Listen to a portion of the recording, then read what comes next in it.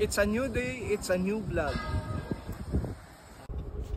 For today's video guys, samahan nyo ako mag-staycation sa Hostel Honeycomb located at Taps Road, Busay, Cebu City. Ang parking area nila dito mismo sa Taps ug tuod na sila'y parking fee nga 50 pesos.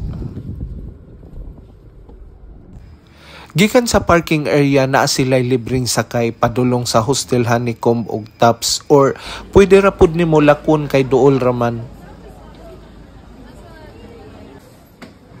Ang check-in time nila guys kay alas 2 sa hapon.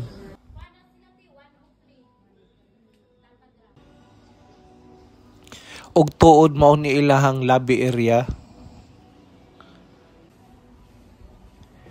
Spacious common areas og naapod sila'y mini gym. Approachable ra pud ilahang mga staff. Ang gi-avail namo nga room guys kay dormitory type tag 600 pesos per bed. Pero kung ganahan kag privacy nara pud sila'y private rooms. Family room good for 4 og single queen room good for 2. Og sa lower ground naa sila'y dark side bar. Nindot kayo ang place guys. Kung nature lover ka, perfect place good ni para sa imuha. Naara pud sila'y infinity pool.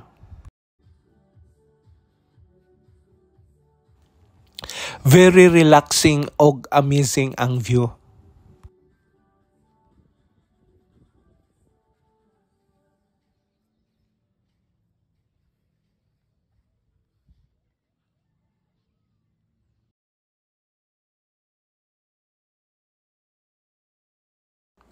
Kay gigutom naman guys, nag-order og nagkaon mi sa lami kaayo nga food sa dark side bar.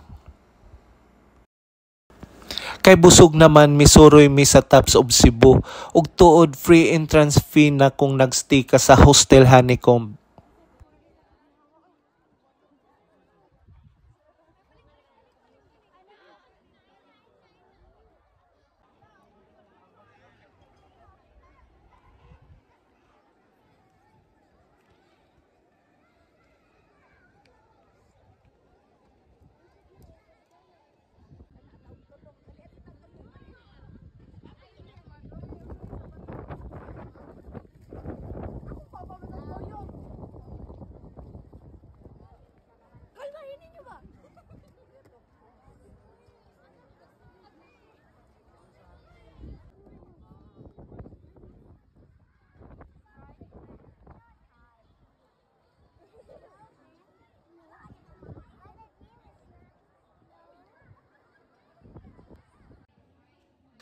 Kay gabi naman guys, nibalik sa ami sa accommodation og dito mi nag-dinner sa Templados Restaurant.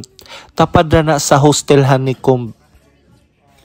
Kay gusto gyud mi mo kaon kadto bitawng famous nga street food sa Cebu, tuslubuwa lami kaayo. Try ninyo. Try pud ninyo ma-experience ang bonfire diri sa Hostel Honeycomb kay tugnaw diring dapita.